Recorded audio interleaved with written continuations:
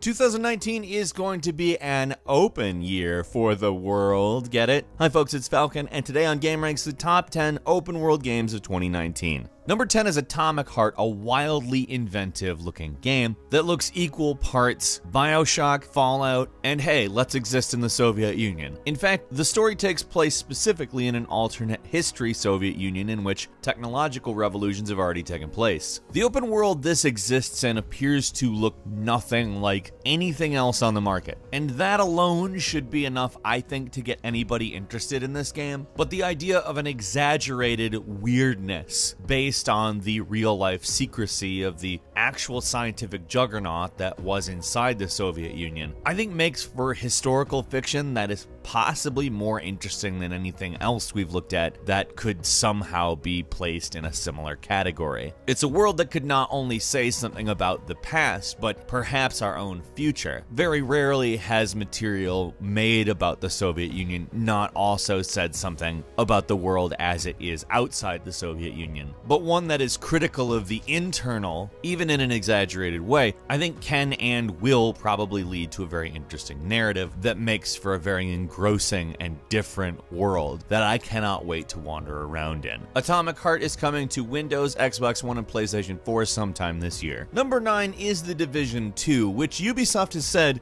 quote, "We've made the open world in Division 2 so alive." Now, I'm going to go ahead and say that's definitely marketing, but it's also a claim that when the game comes out, we can say is either true or false, and that's important. Ubisoft went on to say both enemy factions and the civilians will be out targeting different tactical locations, resources, acting on needs and goals. They really want to focus on making the open world feel kind of like a war zone rather than a place where you do objectives. Of course, that means a more unpredictable aspect to the way things work. And they said, running around the city is really interesting because you don't know what's going to happen around the next corner, and your actions helping the civilians in the world you'll see translate into them becoming more capable, but also their homes will become little fortresses. And I think that stuff sounds pretty cool. Honestly, if your actions actually have an effect on the world in this way, and the world just constantly seems to be happening around you like, you know, the world is, I think The Division 2 could really build on the original into something that we all actually care about a lot more.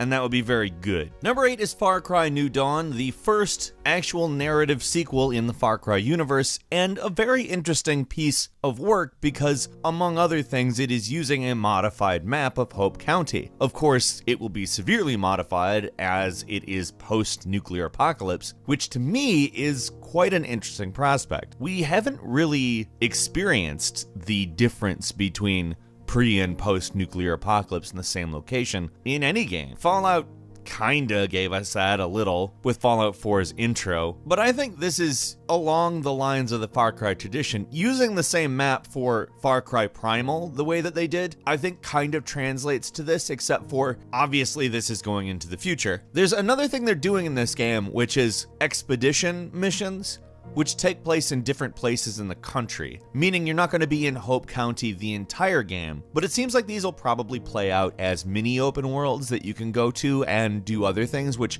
I think sounds incredibly good. I am really enjoying that idea. Number 7 is Rage 2, which is very interesting on account the developers have said it's going to be a lot more open world than the original Rage, which is an open world game. It is, however, developed not like an open world game. It's a very linear game that doesn't really take advantage of the open world in the way that it could. I mean, in a lot of ways it is a quality game, but just never went far enough in any direction, I think. Which is funny because the open world in the game is primarily about traveling around. Avalanche is developing this sequel, so I think we all know exactly how that turns out. They're a very good developer when it comes to open world. They are phenomenal at building sandboxes and setting you free in them with lots of tools to cause havoc, and it looks very much like Rage 2 is going to be a lot like that. Number 6 is Days Gone, which actually looks to separate itself pretty significantly. It doesn't want to dizzy you with an absolute ton of side quests and activities, instead giving you gameplay loops and things that you can just engage in, but keeping the actual narrative basically on a single path. They've also given you a motorcycle, which they've promised is a big part of the game. And by that I mean you're going to have to take care of it. You're going to have to park it, hide it,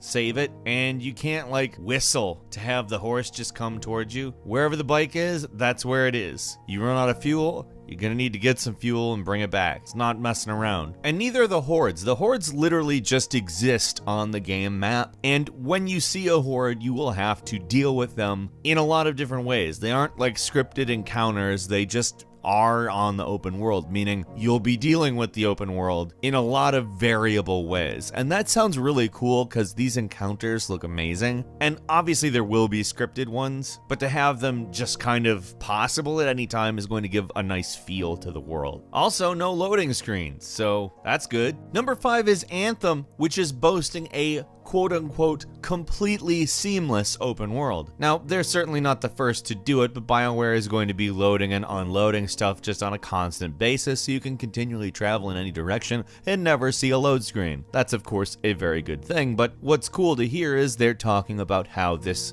open world will gradually expand over time. Also, you'll see things like these storms they've talked about called Shaper Storms, which are supposedly world altering. So I have a feeling some of the stuff we've seen in, say, the Fortnite seasons that just utterly changes the world itself is something we might also be seeing in Anthem, albeit with a completely different style of gameplay. I think that's very cool. I have pretty high hopes for this, actually. I acknowledge it may be Electronic Arts, but I mean, if it's not, that would be great. Number 4 is Crackdown 3, which is actually coming out, which is astounding. However, the thing that we have to talk about is the open world. One of the big things this game has been touted for is the cloud destruction elements, which exist only in the multiplayer world. The single player world is about saving the city, and they thought, it might not be great to have the entire thing fully destructible. But keeping that in mind, when you're playing in multiplayer, it's a big world that you can destroy all of. And that's it. That's the full reason to buy the game. I'm sure the single player campaign is going to be great.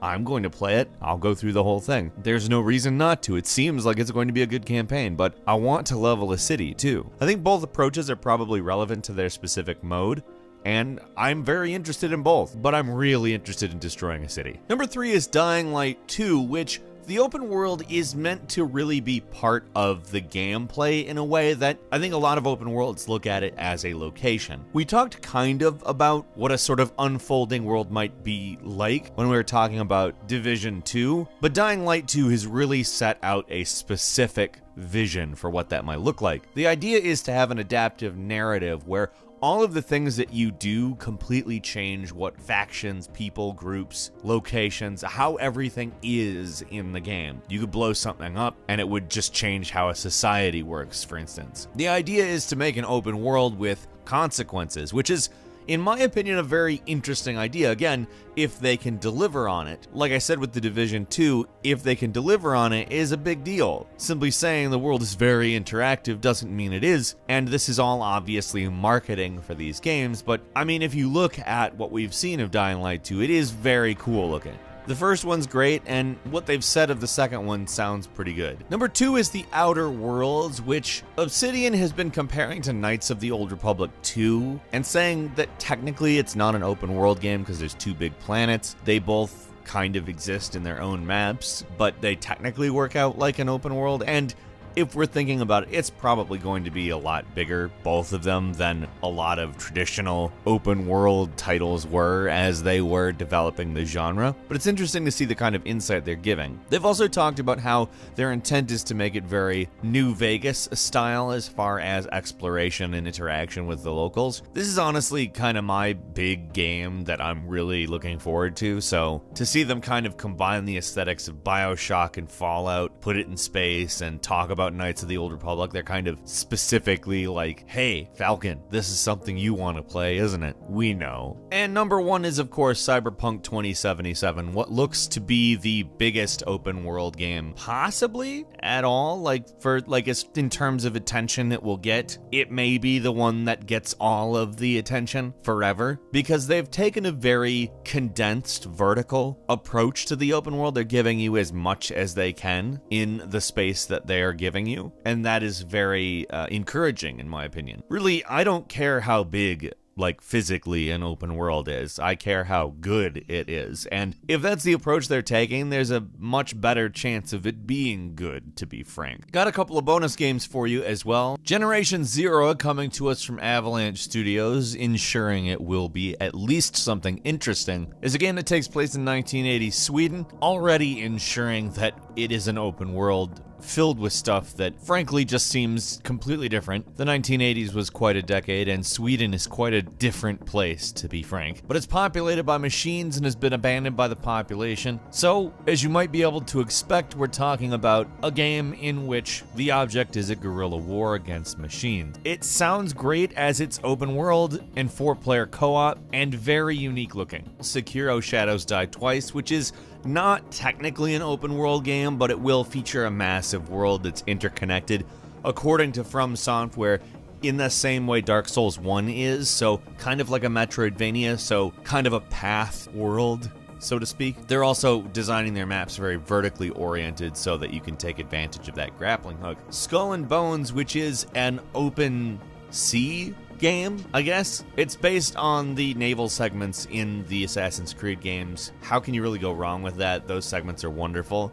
Except it takes place in an open world. You can go anywhere, do anything. Judgment, which is a game that takes place in the world of Yakuza. In fact, directly in the same open world, same area.